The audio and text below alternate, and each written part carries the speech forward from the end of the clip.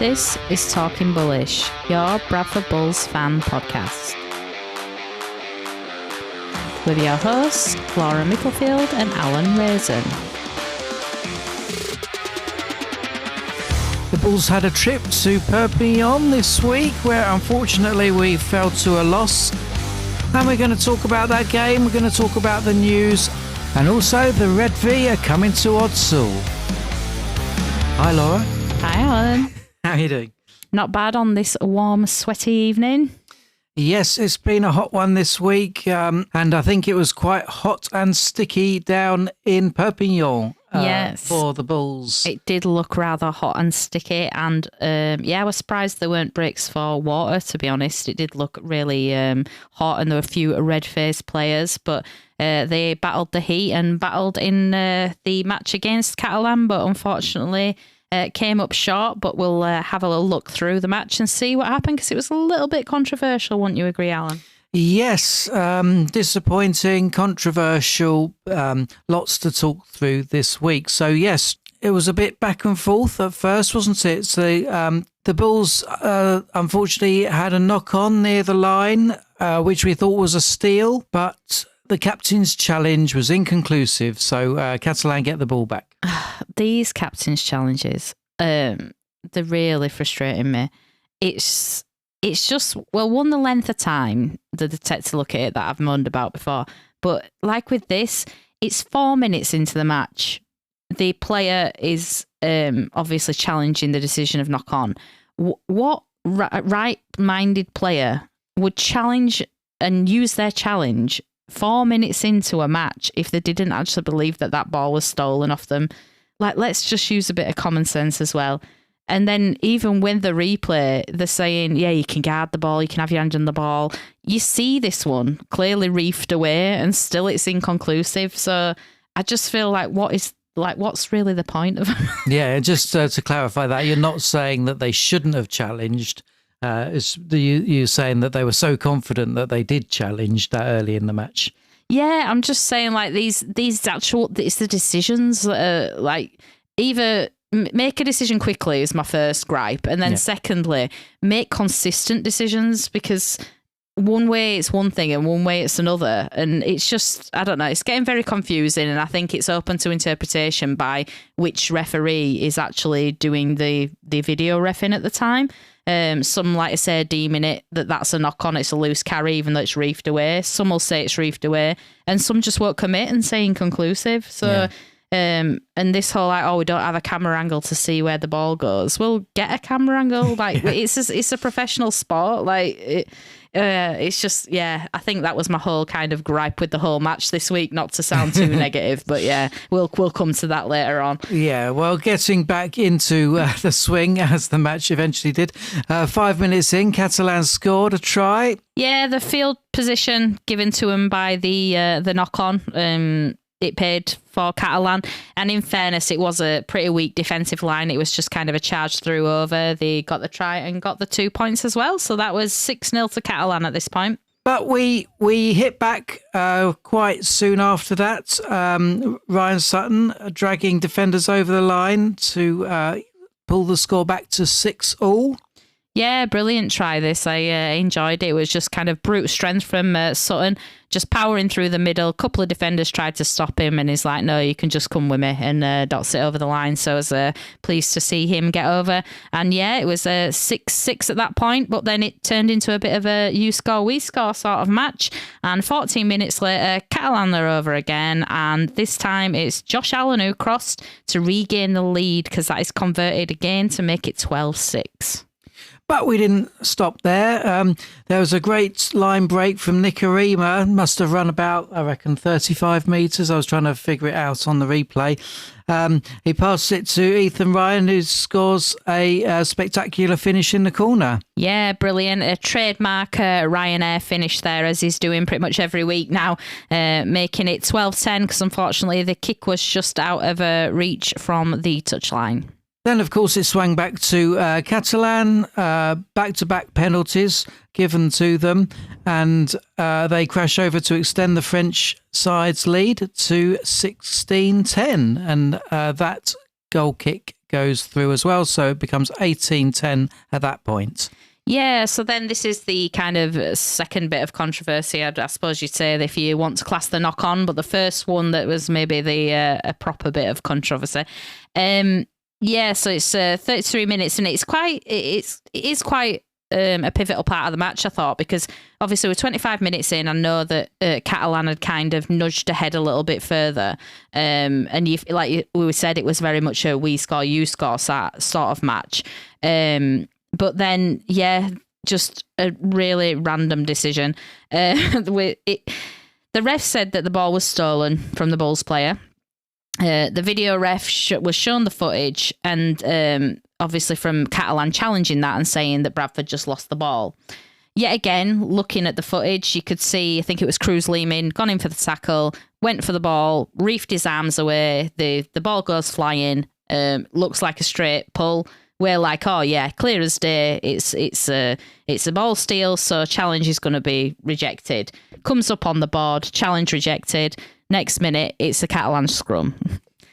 Yeah, so it seems that, the referee's explanation seemed to be that the wrong message was put up on the screen, but just totally weird, because at that point, no one knew if they had a captain's challenge to use or not. And I think that sort of came back later in the game to confuse people. It was bizarre. One that obviously well, I don't know if they ruled it inconclusive or successful, or I don't really know. I don't know what the outcome was. Obviously, we thought it was unsuccessful by what was on the board on Sky or whatever.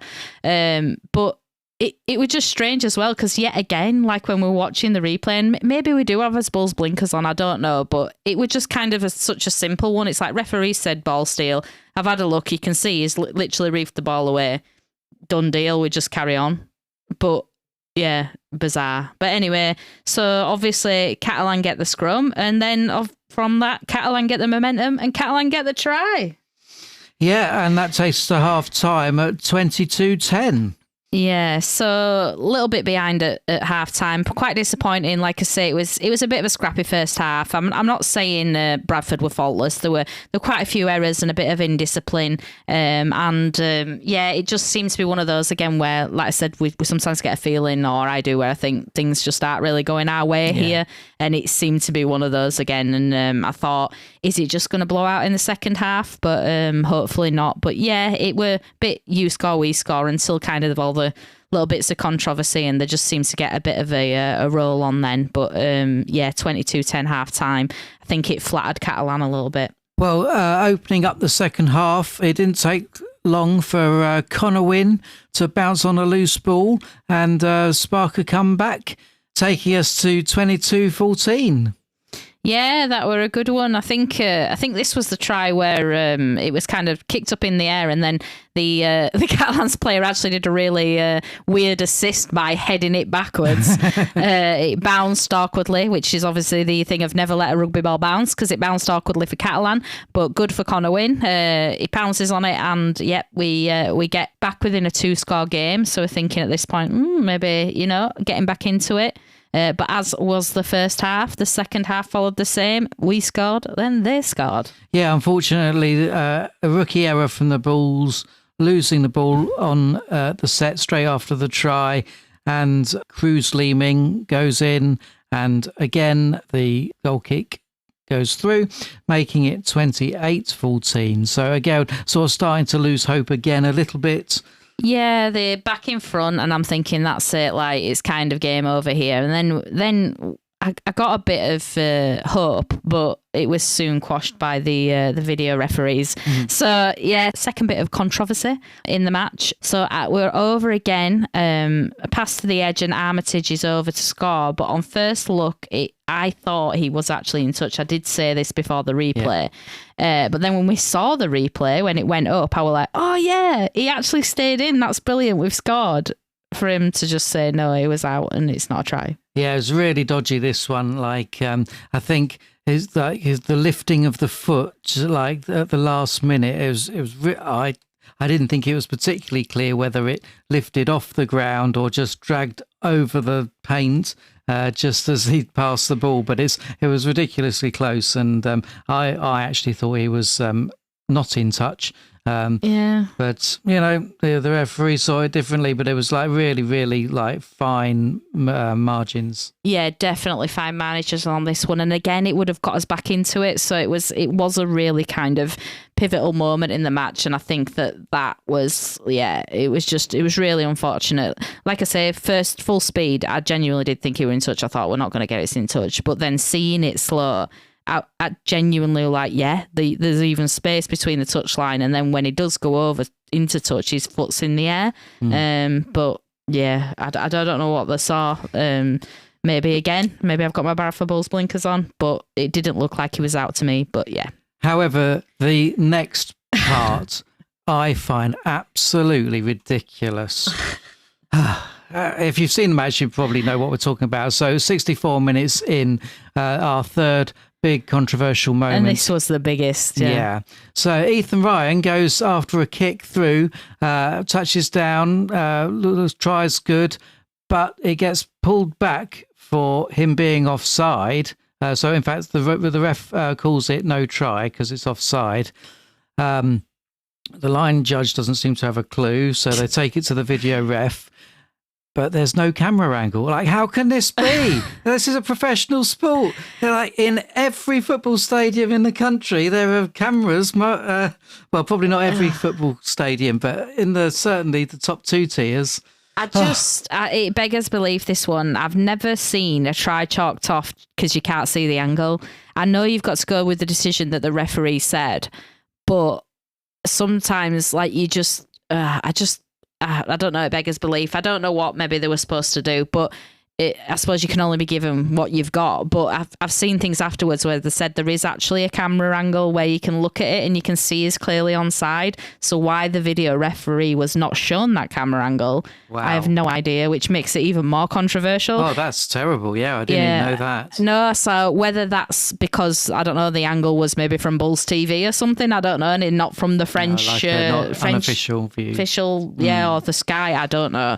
But yeah, apparently... Again, I've not seen the footage, so don't quote me. But there's obviously, it looks like there is footage to show he was onside, so it's even more controversial. And the fact that Ethan Ryan was absolutely baffled as to why he didn't get that try made me think that he definitely thought it was onside, because you could see just before the kick, I think it was Akins that put it in, he looks to the side, and that's why he decides to put the kick through, because he can also obviously see Ethan on the wing being like, kick it through, I'll get to this, and he does.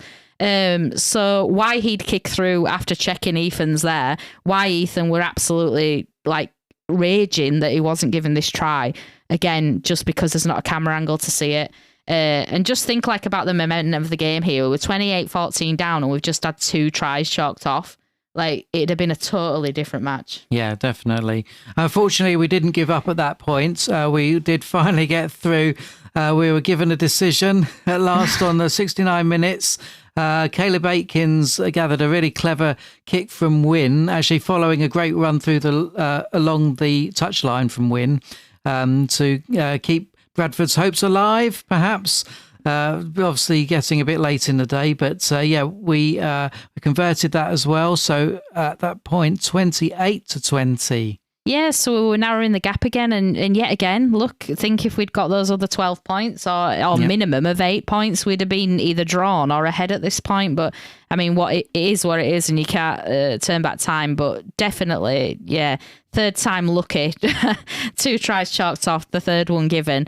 But then, unfortunately, 75 minutes, Catalan strike back again, and that seals the win for them with 34-20. But even that was a bit poor as well, wasn't it? There was sort of, I think everyone switched off for a moment, and it was enough to let them just charge through. Yeah, it was just kind of, the ball kind of goes, everyone kind of looks at it a bit, I think they're a bit tired at this point, and Red Hot is 75 minutes in and they just let it kind of go, and the Catalan player were first to it, so unfortunate. So we knew it was well and truly over at that point, but the fighting spirit of the Bulls did not go away, and Connor Wynn dove into the corner for his second try, creating a consolation score for the Bulls. So a full-time score of 34-24.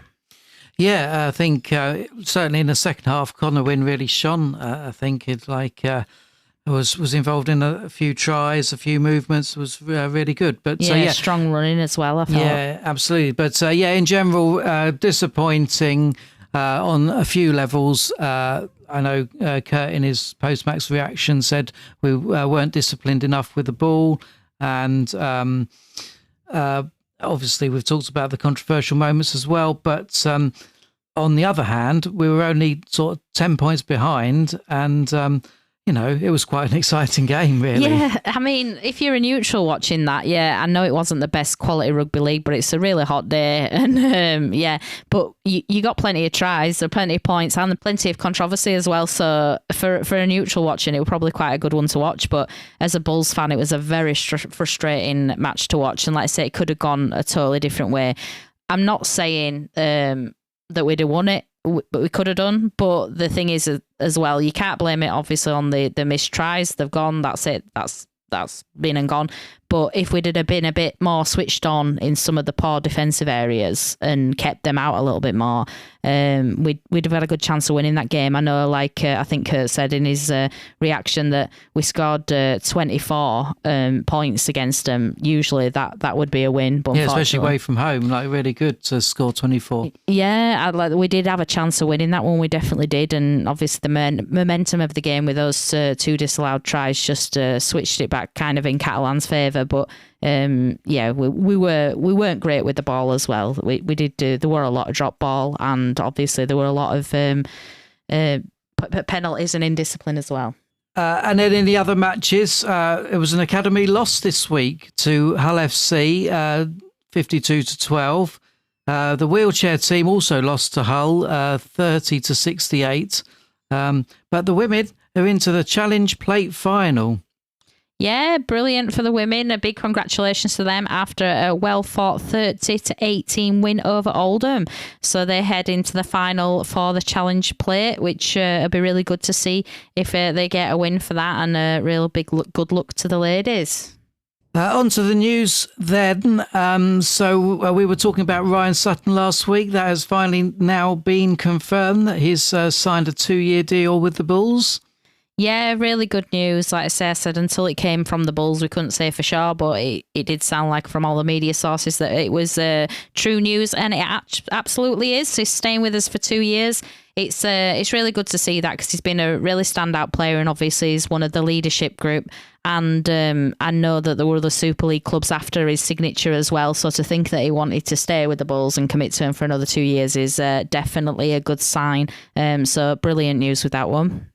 And then also Cameron Scott has signed a 2-year deal from, is it Wakefield? Yeah, from Wakefield. I'm absolutely delighted with this one. He was a Bradford Academy product, and he went off to spend a few years at Hull, and then Wakefield signed him, and I think he's really coming into his own at the moment. He seems to be having a brilliant season for Wakefield at the moment, and I've got a friend who's a Wakefield fan at work who I was speaking to today, who was saying that her son was quite upset that he was leaving, didn't want him to leave, thought he was really on form, thought he's a brilliant player. So you know that when the team that he's coming from are upset that they're leaving, you know we've got a good thing coming. And obviously it's great to have someone from Bradford who's come through the Bradford Academy back playing for Bradford, and that's a 2-year deal as well. So brilliant news. I know my nephew was particularly buzzing for that one, because he didn't think it was someone we'd be able to sign, but the fact that we have, again, is only good news for the Bulls. Just seen here some news about Fulton's injury. I know in the post-match reaction, Haggerty was worried about how long he might be out, but apparently it's not as bad as first expected, so he should only miss a few matches. Yeah, it's really good news, that, because I think at first he thought it was season ending because he'd need some surgery, but apparently he doesn't need the surgery, so should only be out for a couple of matches, which is really good, because I think he's been absolutely brilliant as Fulton. I think he's stepped up to Super League seamlessly, and he's been consistent every match, so it's been really unfortunate that he's obviously had to drop out through injury now, but it's really good to know that his season's not over. Unfortunately, the same can't be said for Sam Hallis, who's had some shoulder surgery and will be out until the end of the season. And then talking of injuries and things, in his post-match, Kurt said that Phoenix Steinwady. I don't. Steinwade. Yeah. I heard it said Steinwady on the telly the weekend, so I wasn't quite sure. Anyway, he he played this week, and although he was still recovering from an injury, but Kurt expects him to be fully fit for Saints match. Yeah, that's good to hear, especially knowing that Fulton's going to be out for a while, because he can slot into that position seamlessly as well. So it's good to know that we've actually got first-class backups to first-class players, because that was something we were struggling with early in the season. So it feels like we've got a pretty strong squad going. We just need to get a bit of cohesion, I think, and get a couple of wins on the bounce next to each other. But let's wait and see what happens. So like we've said, obviously we are going against St Helens on Saturday at 8 o'clock. But there's also a few other matches on this week. The Scholarship take on Wakefield Trinity away. The Reserves take on Hull Kingston Rovers away. The Wheelchair team have the big rivalry, so that's away at Leeds Rhinos. And the women have an away match at Castleford Tigers. Yeah, so lots of travel this week. But as we say, St Helens coming to Odsal, 8 o'clock Saturday, just before the football. If you're interested in that as well, I know they're going to be putting the World Cup match on after the rugby, and there's some free shots offer as well. Yeah, I think it's a free shot for every time they score or something. Yeah. But judging by the last match they played, I don't think you'll be getting any free shots.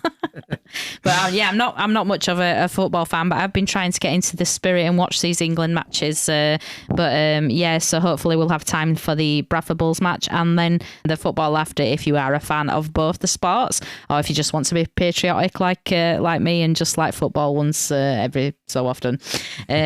Struggle to watch it, but I'll try and be patriotic. So let's have a little look at Saints then. That's the next one up, and we've played them already this season. That was a bit of a controversial one. We got quite close, but a couple of iffy decisions again, which never mind. But we put up a good fight last time. So what are you thinking, Alan? Well, you've put their form on our notes here, and I'm heartened to see that they've only won one of their last four, losing to Warrington, Leeds and Cass. Obviously, Warrington Leeds are very strong in the Super League, and their latest win was against Huddersfield, who aren't the strongest team. Yeah. However, I think this is going to be a tough one, even with the home advantage. I've been doing some research on our history with the Saints, which we'll get to when we come to Bull or No Bull. A little preview for you there. I'm not expecting much from this from a Bradford perspective, I have to say. It's one of those where I don't know, because Saints aren't on form at the minute. They're just not. You can see, obviously, 3 losses and a win. And don't get me wrong, if you look at that opposition, they lost to Castleford, so did we. They lost to Leeds, so did we. They lost to Warrington, so did we. And they beat Huddersfield, so did we. So it is pretty kind of, if you look at the stats, it seems like it's a bit of an even matchup. But we also know that this is St Helens we're talking about. And they have a tendency to always play quite well and up their game, especially against Bradford Bulls. I know it's a while, obviously, since we played them consistently. But I kind of agree with you. I don't think they're at the best at the minute. I know they've just had to release their player, the one that you bull or no bulled me about last time. Oh, I can't even remember. Oh, yeah. So I think he's a big name that's had to go back to Australia, I think, for family reasons. So obviously they're lacking there, and I think they've been hit by a few injuries this season as well. So I don't know if they're particularly at full strength, but at the same time, it is going to be a tough ask. So I suppose the question is, how much of a tough ask? Are we predicting a win, a loss, or a draw? No. What do we think? What we're reckoning, Alan? Yeah, so I see Saints are sitting 6th in Super League with 20 points, and we're down at 11th now with 10 points. But in terms of a score prediction, I do think that it will be a Saints win, I'm afraid. Although Kurt, in his, I keep mentioning the post-match reaction, he said that all we have to do to beat St Helens is hold the ball and crank it up 20 to 30%. Surely that's an easy win. But no, realistically, I think it's going to be, I'm going to say 30 points to Saints and 22 to the Bulls. Oh, so still relatively close. It's one of those where there's something in me that thinks it might be quite close. But again, I felt quite positive, obviously, in the last home match we had, and I was sorely disappointed. But no, if we can clean up those errors and penalties, and we can play 20 to 30%, did he say? More with more vigour or whatever he wants to say. Then we've got a good chance. Obviously, that they're a good team of Saints, and they're going to try and up the game to play St Helens of the Bulls. And we're at home. Hopefully, we can get a good atmosphere going. And I'm introducing my friend from work to the world of rugby league this week by bringing her along. So I'm hoping it's a good match. So in the spirit of that, let's hope that it's a edge of your seat sort of thriller. So let's go for 22-20. But I'm going to go for it's probably going to be a Saints win. Great, I'll put that into the supercomputer, and we'll just recap last week's scores. So obviously we know that it was a 34-22 defeat. I predicted a 28-26 defeat. You predicted 30-16, and that ends up with me scoring 1 point more than you. But I'm still behind for the season, 164-167. Oh, it's close though, Alan. Yeah, 3 not bad. points. We're either both really good or both as bad as each other. I'm not going to comment on that. But that brings us to Bull or No Bull, where I have scoured the internet to find all of the facts about St Helens. And I will present 3 statements to Laura, and she has to pick the Bull statement out of the 2 honest statements. That's I'm about as good as this I am at predicting matches. Well then, so here we go. The first statement is that so this is a fact. There have been 52 meetings between Bradford Bulls and St Helens, and the Bradford Bulls have actually won 30 of those games. The second is that the last time we beat Saints at home was in 2012. And the third statement is that James Roby holds the record for the longest span between first and last Challenge Cup wins. Oh, okay, that's interesting. And James Roby is obviously a Saints player. Yeah, I know James Roby well. Oh. Well, not like personally. No. They said he was a legend. Yeah, he's a legend of the game, is James Roby. He's a previous St Helens hooker, and he did play for them a very long time. So it could be very much believable as a fact. As can the other 2, to be fair. So, yeah, I can believe the 52 meetings and the numbers. And the other one was, what was the second fact, sorry? The last time we beat Saints at home was in 2012. Okay. Right. So I'm going to go for that one as the Bull statement. And the only reason is because I think 2012 was the time that we were being really poor just before relegation. So we lost quite a lot of matches, I think. But I could be wrong. We could have won that one. And the other 2 just seem believable. So I am going to probably guess incorrectly for number 2. And I'm afraid that is incorrect. Yes. So we have played them 52 times. In fact, Saints have won 30 to our 21 wins. Okay. Yeah. So, it's the other way around. They have that record, yeah. We did beat them in 2012. It was 12-8, really low scoring. And I think later in the because we played them early in the season, I think. And then later in the season, I think they hammered us at home. And yes, indeed, James Roby holds the record for the longest span between first and last Challenge Cup wins, securing his first win in 2006 and his final one in 2021. Oh, very good. That's good for James. And that brings us to the end of another episode of Talking Bullish. Thanks very much for listening. Make sure you check out our website at talkingbullish.fm, where you will find all the links to subscribe on your favourite podcast platforms, as well as get in contact with us on social media.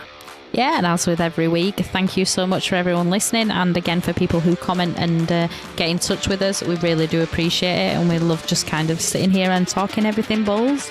So let's look forward to Saturday. Let's hope it's a little bit cooler than it currently is, because I think the players and the fans will be melting otherwise, but let's hope for some nice weather and some good rugby. Come on, you Bulls.